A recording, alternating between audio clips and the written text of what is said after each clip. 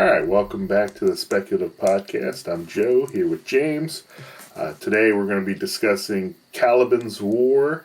We're finishing out the book, so chapters 42 through 54. Wrapping things up. James, what did you think? I guess we left off with Avasarala sending a video to Errinwright, thinking that he was going to pull back, but instead he sent warships toward them even faster. Yeah. With a wonderful quote to Bobbie.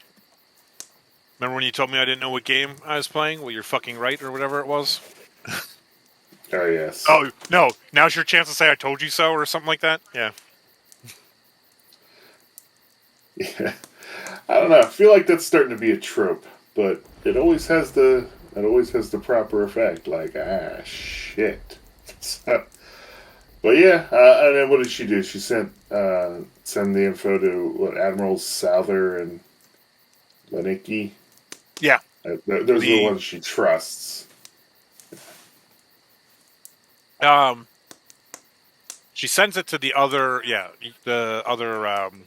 Earth admirals. Yeah. And then Bobbie convinces her to approach the Martian admirals. Yeah, for backup. Yeah, I don't remember. Was there multiple? I think it was only one, but I couldn't even tell you the damn name. Souther is the only other one that mattered, by name at least. Yeah, I can't remember the Martian admiral. Maybe if I have my notes, it'll come to me. But yeah, she basically says she's being attacked by a rogue element. So that being, was it Errinwright or Wynn? I guess Errinwright wasn't there. No, he's not on the ship. Errinwright stayed on Earth. Wynn was, yeah. Yeah. So on our way to Jupiter and required help. And I guess they agreed. Martian. Well, they didn't. I guess they agreed, but at the time they didn't know that they agreed. But I guess when they arrived at Io, the Martian cruiser fired the torpedoes first, right?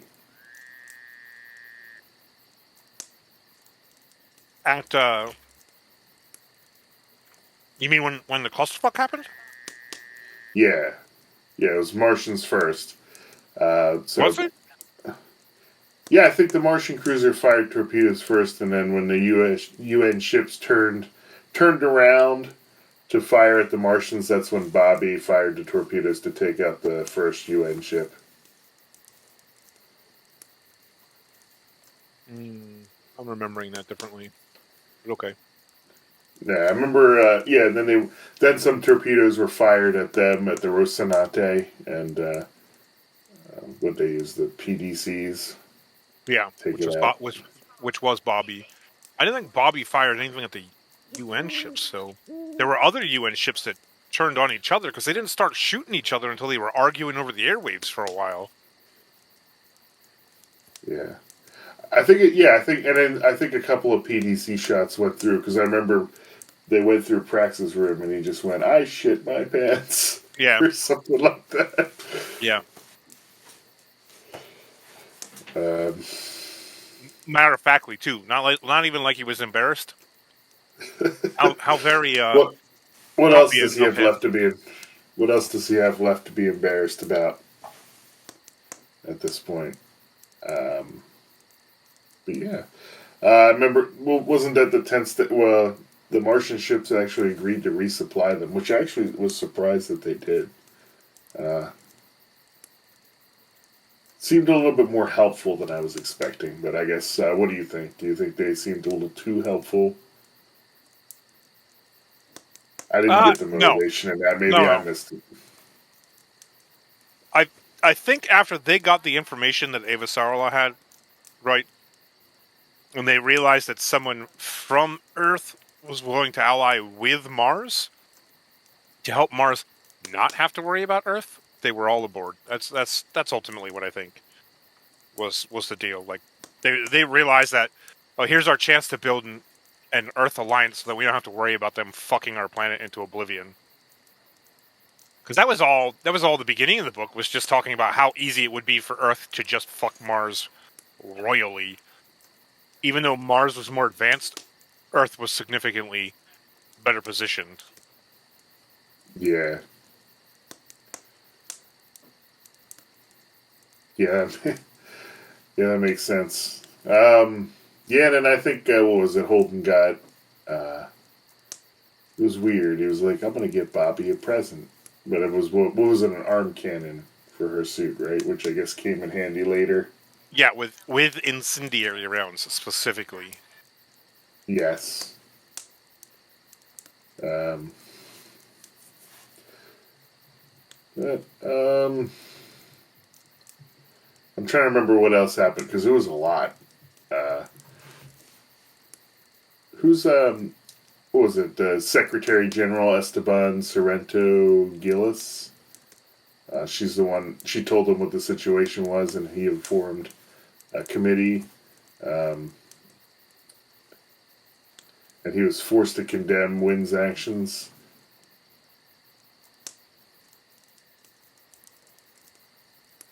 It was where, what was it, Errinwright? Is that the full name of the person that Avasarala always calls Bobblehead? The Esteban? Yeah.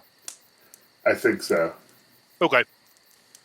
Yeah. I don't actually have a name for him in my head. He is just Bobblehead. So when you said that, I was like, I don't...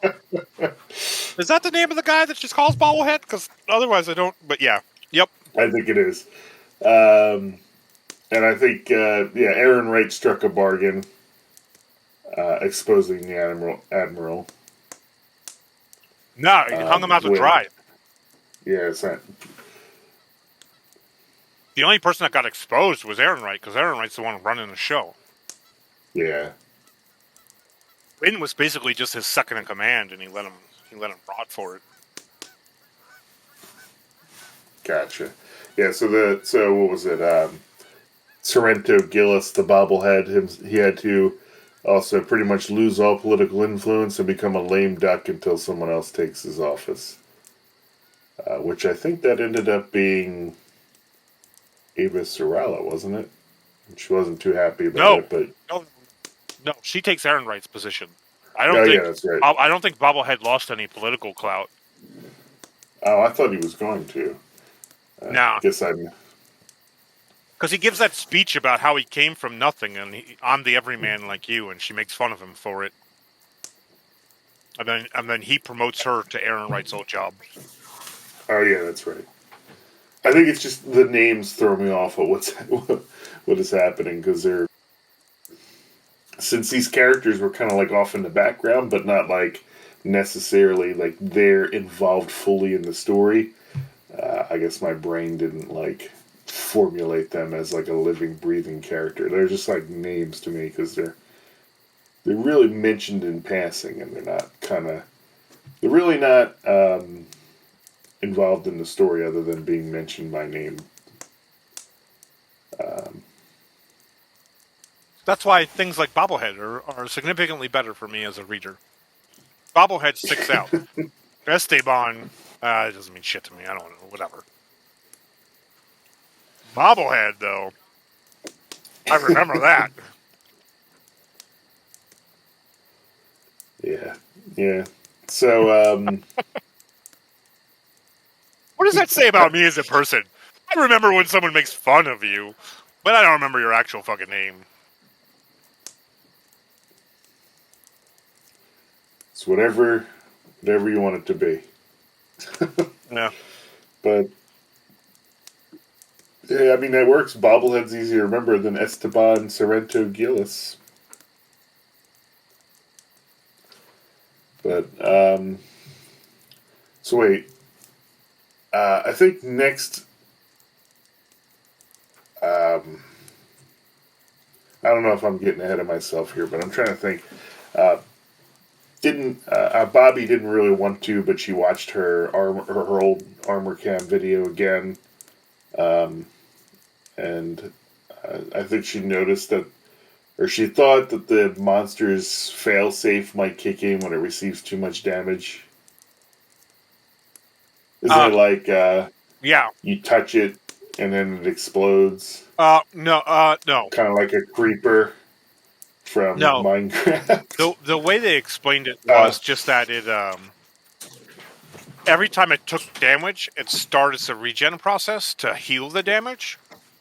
And that's ultimately why she went with the incendiary rounds, because it does more damage for it to have to heal. But it was like every time it starts healing, it has a chance to kick through that failsafe. So like, she watched that, and then she either watched or got some kind of visual on the one that was on the ship that Amos shot at. And between the two of them, she realized a couple of things, right? The more damage, every time it got damaged and started to heal, it gave it a chance to break through the failsafe. But also that they move super fast, but only in a forward motion, not in a side to side. So she could outmaneuver it by being tricksy, by like strafing and whatnot, for lack of a better explanation. But also, yeah, that if she could just do a lot of damage to it really fast, and so that's where the incendiary ammo was really good, because the burns would do much more damage than the piercing of the whatever ammo she was using when she was originally defending on. Where was it that she was at originally? It wasn't Ganymede. That's where Prax was. Where?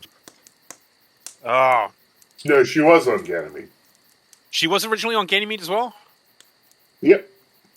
Okay, so she flew away and then they flew in. Okay, I'm getting the beginning of that confused up. Okay, so yeah, okay. When she was there, she was using an ammo, I guess, that just was like armor piercing, and not so much in the other. So the incendiary would do more damage, and give it a chance to get through that override, and blow itself up. Yeah, and I'm actually interested in what this. Do you think they even did this creature for the show? I'm just kind of curious what it even looks like. I'm just picturing like a golem with like blue eyes, but like a large golem.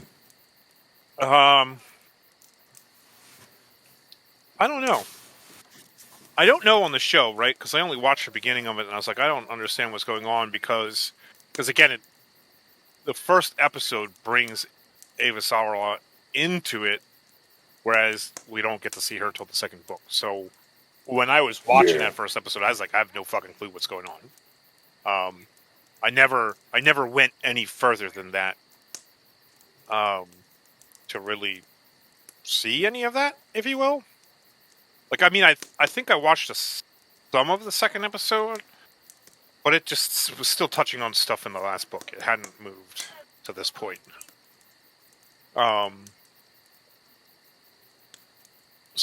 to what I picture them looking like, I don't know that I would go with Gollum. I think Gollum is too gangly and lean for what I picture for them in my head.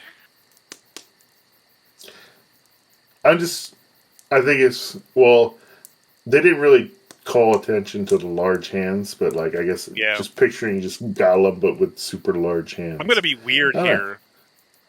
There's an old comic book character from the 90s that I picture every time. What's that? Do you remember the I don't remember, it was X-Force maybe, or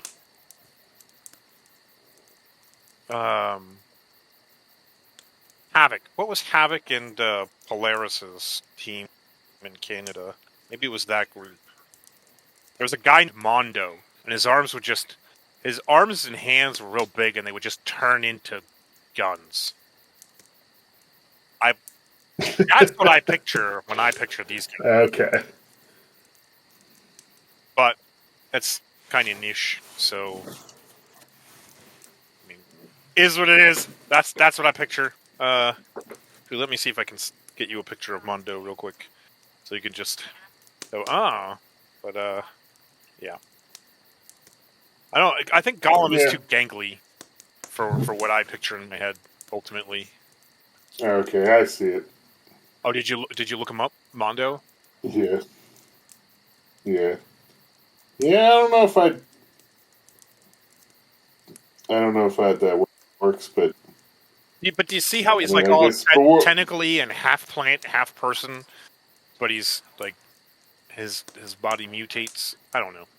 yeah, looks like he's Hawaiian or something.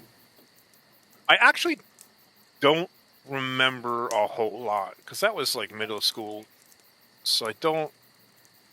Anyway, that's a side note. I'm distracting us. My bad. Yeah, Just that's fine. Well, we can move on. that's So, what I think. Admiral. That was my only point. Okay. Yeah, I mean, all right. I mean, I guess, but less With human-like. yeah, certainly certainly more of the plant thing. Definitely verging more toward like a swamp thing kind of look, but it's still human-ish like Mondo is. Not so swamp thingy. But yeah, I don't know. And then obviously with like the glowing blue eyes that they constantly talk about. Yeah. All right.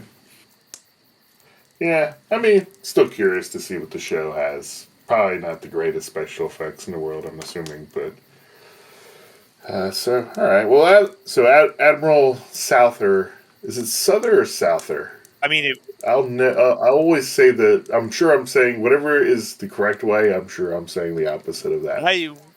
I was calling him Souther. Yeah. All right. Well, then I'll call him Souther. So Admiral Souther joins the fleet. So they head to Io. I think what was it? Wynn had the largest fleet in the history of this show, which I'm actually or this show, this series, this book series, which I'm surprised to hear that they. No. What was it like 12 or what was it like 20 some ships, No, 25, so that and was that's the largest. after they joined together under Avasarala. So they're doing the investigation as a joint group. That's when they were saying it's the largest ever, and it was like 36 capital class ships. Okay, so nothing in the history of this universe here that never happened before. That's interesting. Um, so But then they blow the fuck out of each other anyway. yeah, Oops. so it doesn't. So Wynn threatens to send protomolecule weapons to at Mars, doesn't he? I don't know if he makes the choice there, but yeah. Uh, uh, they launched them off the surface of the planet toward Mars anyway. When news gets back that Errinwright is throwing Wynn under the bus and letting him take the fall for it, Souther's like, okay, so I'm clearly in charge, and that's when they start shooting each other. And then I don't know. I don't honestly know whether or not Wynn gives the order. I don't think they called it out in the book. I don't remember reading that. But it coincides with because then Wynn gets hit obviously by one of them. But they all launch off the planet as he's being. But I don't know. Did Errinwright give the order? Did Wynn? I don't think it was ever called out. I thought it was Wynn, but I know that. And what was it in response? Mars threatens to glass the moon. Well, they So threatened this to would do have caused the beforehand. huge war. That's when they're arguing with each other. They threatened to do it beforehand anyway, and then ultimately, yeah, they do. From what I understand, but that's not until after they save the kiddos. Yeah, when they say glass, and I'm picturing. I just think they're going to use like nukes is what my mind goes to. Something that heats the surface up so hard that it's just what we would. Yeah, that happened in Dune. So that's what I'm picturing. Um, well, later down the line, I think it happens at the end of the 5th book. Arrakis gets glassed. So Oh, I guess spoiler alert for anybody who hasn't read it. You know how I feel about Dune. I'm going to be honest. I don't remember a whole lot from anything after 3. And I wish I could just pretend I had never bothered to read any of them. So. Well, actually, you're in good shape if you don't remember much beyond 3. I remember enough to remember that I fucking hated it. Well, yeah, but now you have to refresh yourself so you have context. It's like telling me that I have to cut my feet off so that I can buy better socks. I don't know where that was going. I ran out of words. Yeah. Yep. Nope. We're just going to pretend that didn't happen. You ran out of words. Is it finite? Yes. Like, you have to recharge. You have a cooldown period with words. But all right. Well, so yeah. So I guess. Well, I think Wynn launched. Yeah, I think Wynn launched the protomolecule monsters from the surface of Io. Right when they were trying to recall him back to Earth. Yeah, but I don't know that. I don't know that he did. How? Because he was still on his ship. So how did he launch them off of the surface? And I don't think. I think he gave the order to. Does it? I'm pretty sure it was him. Okay. I think it was Wynn for sure. I didn't think it called it out, but you might be right. Yeah, they were targeting Mars, and then he tried to fast burn away. Well, only one ship got hit, and it was his. So. Yeah, and then the monster transports. They cut the thrust of them so that I guess. So they and then shut off their transponders so they couldn't be tracked. But I guess they got fucked because one of the monsters ended up penetrating his ship, and then he immediately surrendered. He immediately surrendered and wanted to come off. I mean, get me out of here! No. Yeah, and then Avasarala said, "Nope, there's no way in hell anyone is going on that ship." And actually, I knew the moment she said nobody's going to that ship. I'm like, fucking Holden's gonna do it. Watch, and then he did. So, yeah, but kind of with her blessing to him. So you know. Yeah, I guess, and then even though he's going to die anyway, he refuses to turn the transponders back on, just like the piece of shit he is. So no one knows how many monsters made it past the fleet. That's kind of when I assumed it was probably going to have to be someone that goes on the ship. But yeah, so what was it? Who went down to the surface? It was Bobbie, Amos, and Prax, right? Yep. Prax. And then he went over to the king, what was it, Agatha King, by himself. Yeah. I thought for sure that guy that he meets on the King was going to be our next crew member. We were just getting like an introduction, and then obviously no. But I was totally like, yeah, here's our next crew member. Nope, fuck me. Nope, he was a throwaway character. Literally throwaway. Larson, I think his name was. Yeah, it's such a... I don't know, that's so tropey. Like, introduce a character just to solve a short-term problem and then kill him. Like, blah. Very disappointing. Yeah. Yeah, I thought that... it feels very plot armory, I guess, is my complaint there. Yeah, the Deus Ex Machina. Yeah, I mean, it feels like... I don't know, they gave him a name and everything, so I don't know. I guess you never know. I usually, if they don't refer to somebody's name too much, I'm like, they're not sticking around. But, yeah, I guess... he was basically a Star Trek red shirt. There for the episode to solve the problem and then dead. And we never have to talk about him again.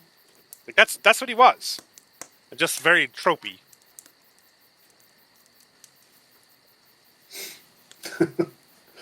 He was funny, though. But yeah, I think so. Was it the monster was in the reactor, or breached the reactor, right? So he has to wear. So apparently, in this universe, they can't have a radiation suit and armor at the same time. So he had to choose the radiation suit, so that he. I think what they called out was just that it's not that they can't, because obviously Bobbie talks about how her suit has radiation protection. I think for the sake of expense, they just make one more than the other in quantity. Because like when Bobbie's on the moon on the surface, she's talking about radiation there too, and she's fine. And at the same time, Amos and Prax are in radiation suits as well, but not in armor. She's got armor, but again, she's a gunnery sergeant. He had to specially ask for that. Like they do that short chapter where they look back and she's so proud of when she got into the recon Marines and got her armor kind of deal. Like I think the armor is just rare. Okay. All right. Or controlled by the military, I guess. Yeah, so he had to wear a radiation suit instead of armor just to raise the stakes. But yeah, so where Larson was hiding in a locker, right? Just it basically was because he was locked in there, so he was just hiding in the locker. Yeah, so he's like a Julie Mao. Yeah, kind of. Yeah. And he, and I guess I guess Holden pretends to be an admiral, and he believes him. He lets him mislead himself. Holden says, "I have admiral codes." He doesn't ever claim to be an admiral because he's got Souther's codes. But he doesn't actually ever claim to be an admiral. He just lets him think that because he's got admiralty codes, that he is. He doesn't correct him. Gotcha. But yeah, no, I mean, I think this is where we're introduced to, I guess the zombies have evolved. So he goes to the combat, what is it? CIC, Combat Information Center. And I guess they're all just hanging out there in the galley. Yeah, they got the glowing blue eyes. So I don't think they had glowing blue eyes before. So they did. Maybe they're further advanced. The first guy on Mars had glowing blue eyes. So every monster that you see or read about in this book had glowing blue eyes. They did it in the first book. In this one, okay. That's what I was saying. I thought you meant the ones we read about in the first couple of sections. The vomit zombies, as they call them. So apparently they're just like full-on zombies. So they barely make it. And I guess Wynn is still alive in there. And then still like a dickhead won't give the transponder codes. So Holden just pulled a Joe Miller again, just shot him right in the throat mid-sentence.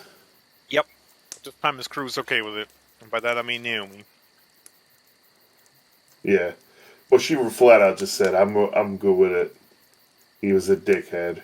Isn't that, she literally says that, he was a dickhead. Or something along those lines.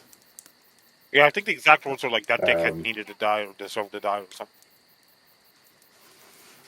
Oh yeah, I mean, definitely. It's about to genocide an entire planet. So he reactivated the transponders. And he's going to try to self-destruct it.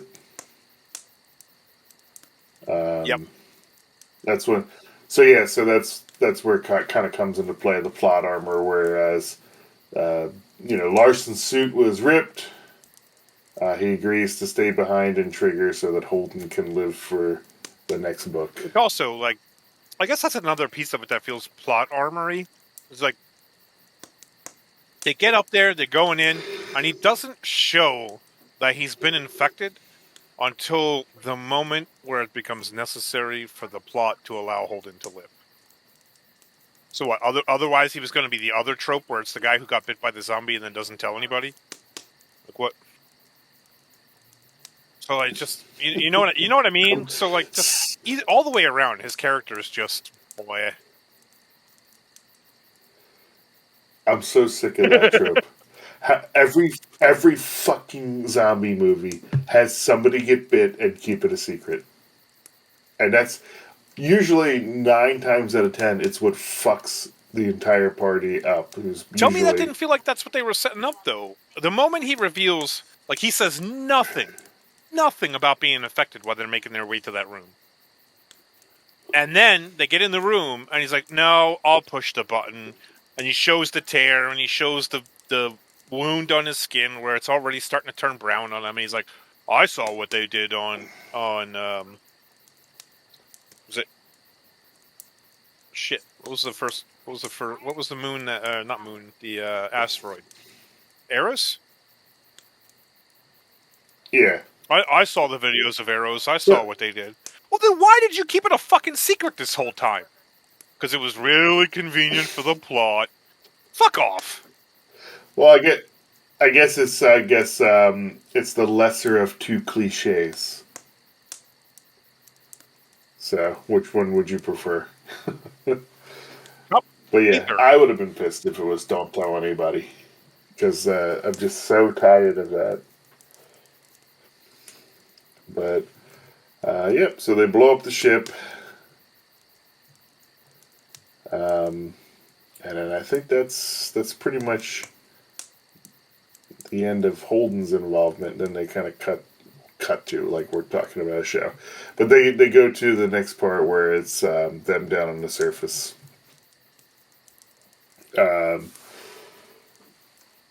I feel like, what was it, Amos and Prax. So I feel like Bobbie staying out to fight the creature served no purpose whatsoever. What do you think? Other than I guess she spent so much time preparing to do it that she just felt like she had to do it, even though there was no reason for her to lock herself outside with it. Yeah, because I mean, you'd figure it'd have to go in to the building, and all the scientists that they had to walk by to get the kids. If anything, the only thing it did was make it easier for them to write the removal of the children. Like, because they're all asleep and in their crates and they're dragging them in suitcases kind of deal. Like the big old maglev suitcases, what I'm picturing there. Sort of like this, sort of like what they have in Star Wars, like the semi-floating supply cart kind of deals on Tatooine. Yeah. I'm just picturing that piled up with children. But I pictured, like, for some reason for me, I just pictured like the back of a truck. But so I think that would have been more difficult to write had you not had the fight with it happen on the outside. However, what I really think it did was they used it as a plot device to strip the last thing that Bobbie had that tied her back to the Martian military, like, because it took her suit away. Like, she had to get rid of the suit, and I think that was supposed to be like a symbolic cleansing, and now she's just separated. So, like, the way she ends when we get to that part is sort of just like, I think that fight was just a sort of symbology for the cleansing of her ties to the military, because they had already cut her loose, and then they're calling her a traitor. And no one will talk to her. And then this was the last piece, because that armor was the last big deal for her. So I think that's ultimately what the point was. Give her her Phoenix moment, her cleansing and rebirth kind of deal. But I don't know. Yeah, but didn't she go back to Mars at the end? I thought, or at least she's saying that she was going to. But not as part of the military. She's going back to see her family. Yeah, but I mean, I feel like, would they let you return? I don't know. I mean, she was part of a very visible, very obvious stopping Mars from being obliterated by protomolecule team. And then on top of that, like, Avasarala was like, just, you know what? When you're ready, come back. Give the word. Doesn't matter. I'll get you a spot. So unless you're trying to piss off Avasarala, who's like number 2 in Earth's government now, you ain't gonna fuck with Bobbie. If you're trying to undo all of the alliances they've just made, putting Bobbie in jail would be a good way to do it. Yeah, I suppose so. So I guess, yeah, she doesn't really have too much of a threat, I guess, to go back. But yeah, I guess she had and she had a weird moment with the creature, I guess, because it was trying to get into her suit. It was, I guess, was that it to you seemed too? confused. What, just trying They to get made it. in? They like Uh, the weird tube that it described. Almost felt like they turned the creature into yeah. like a mosquito or the fly with Goldblum, where he's just got a proboscis out of is that the right word? Proboscis, whatever, coming out of his mouth, and just trying to stick you with it. But that was what a weird fucking yeah. Yeah, but it was like looking confused, like it Very, wasn't you know what? working. Very tentacle rapey. Well, tube coming out of its midsection kind of, I don't know, did feel rapey. Almost like, And well, I mean, it basically was a tube that comes out and sprays yeah. goo, which is, But also, it's like, oh, it's just jabbing her in all the soft parts. Like, what? Like, what? Like, what is this? Like, what? yeah, It's yeah, very rapey. yeah, well, yeah, that's when Bobbie said, fuck this, which is pretty much what anybody would say. But I guess she had to, her suit was powered down, so what she do? Damn near dislocate her fucking arm to lift it up so she could That's blow what its head that off. made it sound like she dislocated something. Or, what did it say? Yeah. Like, she either dislocated something or she broke the suit, one of the suit joints. Something. Yeah. They didn't say anything about her injured Yeah. afterward. So, but that had to have fucking. I mean, that had to have hurt. There's no way it didn't. So,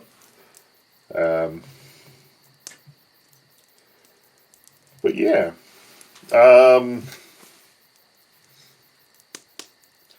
So here's where we find out. So surprise, surprise! I thought she would be dead, but May was alive. I guess they kind of took another direction. I thought they were just going to pull another Julie Mao, and the daughter never survived. But yeah, a little Well, different. Strickland I was think that was the there. big thing, is that instead of going the same route as they did with Julie Mao and then, what the fuck is his name? The guy that Holden shot in the face. They did the exact opposite. This guy's a sociopath and tries to use the hostages as leverage. Because don't they call it out? Like, he recognized May as being the girl that Prax had put out to the universe, so he thought that would give him more leverage. And then when he thinks Prax is falling for it, he starts to smile, and that's what Amos shoots him in the face.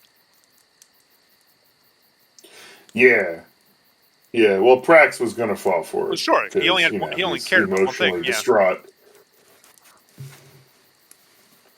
So yeah, so I don't think I still don't think they ever gave that woman a name.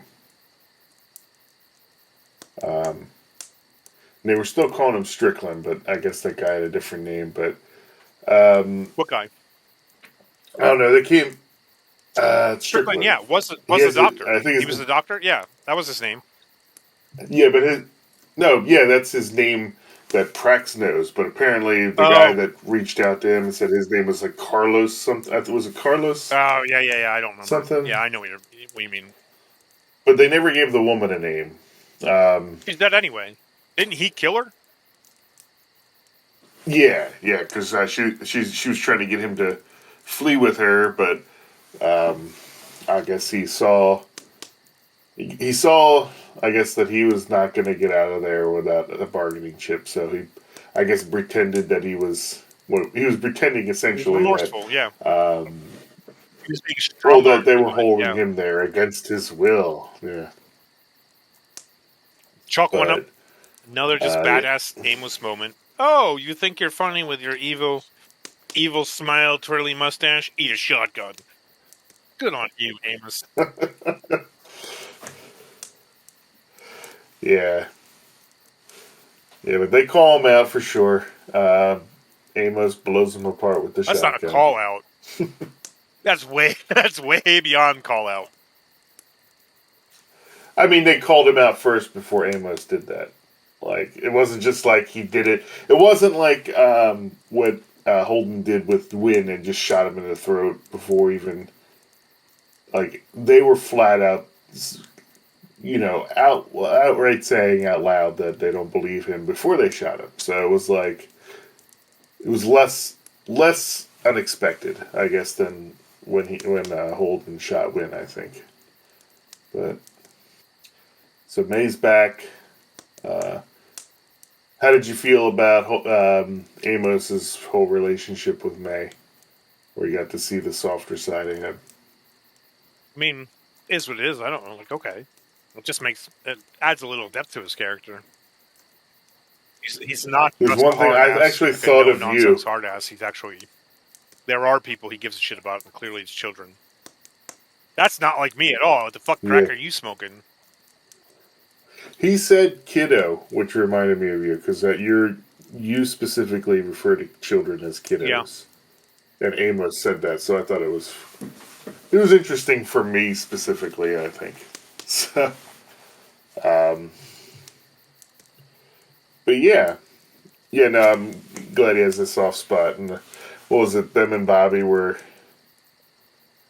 they throwing her back and forth like she was the ball? Yeah. Yeah, Avasarala was eavesdropping on a bunch of people, and then walks into the room, and they're just tossing her back and forth in the low gravity. Playing catch doesn't mean using the child as a ball or something like that. Yeah. I mean, I would have, as a child, loved that for sure. But yeah, all right. So I think this is right when it's slowed down, and there's a lot of different things happening. No, that's when this is when it starts wrapping up. I think this is the very end. Yeah. Well, I mean, that was like falling action. Things are slowing down, and they're starting to set up the next book. But yeah, so Avasarala gets Errinwright's job. You're right. Yeah, it was him. I don't know why I confused the two names, but I guess she offers for Bobbie to stay with her, but she chooses not to. She's gonna go see her dad. We got a little thing. I guess Holden's family is racist. They don't like belters. But I guess they're going to come anyway. But I guess we never got to see that part. No. I think my favorite part was the whole thing with Jules Pierre Mao, where they basically bring him into they fucking tear him apart. Which almost looked like a an interrogation room. Yeah. And a whole. I'm rich. I know better. I'll do whatever I want. I'll get away with it, and I'll just rebuild everything the way I want for the future, and everyone will always remember me. Fuck off. Watching her dissect him and tear him apart was the best part of that book for me, and It was real satisfying. So she locks him up, and he's going to be forced to watch her disassemble everything he's built when she takes Errinwright's position. So the ultimate punishment. I'm going to take all your golf courses. I'm going to take all your hotels. We're going to rename them into something else. I'm going to just do it. Do it. Tear him apart, and then leave him alive to watch it, so he can just fume. Yes. Yeah. And I guess she put Prax. I don't know if we'll ever see Prax again, because he's in charge of rebuilding Ganymede. That sounds like a riding off into the sunset role. Sure, but are we going to see Bobbie again? She's just going back to see her dad. So do you think we get Bobbie? I think. Who? So who do you think? Which characters do you think we'll see again? I believe, obviously, we're going to see the rest of the Rocinante again. I almost want to say that I think we'll see Prax again, at least for the beginning of the book, because they'll probably be the ones that take him back to Ganymede. Because she tried to hire them, and he was like, "No, we already got a job." Yeah, but they might just skip ahead to the part where they already dropped him off. I mean, that's fair. That could be true. But I think that makes him more likely to come back than Bobbie, at least. Yeah, and Avasarala sounds like... Oh, she's got to be a main like character. She's there to stay. Yeah, she has to be. But yeah, and maybe Bobbie will come back. I think Bobbie might come back. I don't think Prax is coming back. That's my prediction. I don't know though. What if they make Ganymede their new home base now that they don't have the rest of the OPA to go to? Yeah, I guess they could. I mean, it would be safe there. Prax is exactly like you got him back as daughter, and he's rebuilding the whole planet. And he's got goodwill with them. He's got some camaraderie with them. Like it feels like it would be a safe place for them to just call a home, like a home base. I could be reading into that, obviously, but I don't know. That's what I took from it. It's like we might not see him as a main character or part of the crew again, but I definitely think he'll be in bits and bobs here and there, but not to the extent he was. Yeah, we'll see, and we'll get to this in a minute. But I guess I don't think he'll be like Miller's partner, right? Where he was there and then he's just gone, and I don't think we're ever seeing him again. I don't think Prax is going to be like that.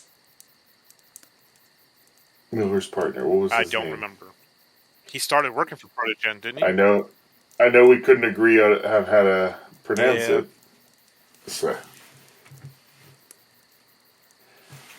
Maybe. Well, I don't know. Prax is the one I feel like we're not seeing again, but maybe I could be wrong. I mean, apparently there is a character we're going to be seeing again, and we'll get to him in a second. But oh yeah, at the very end there, yeah. I was like, what the fuck? But okay, yeah. Were you expecting that? No.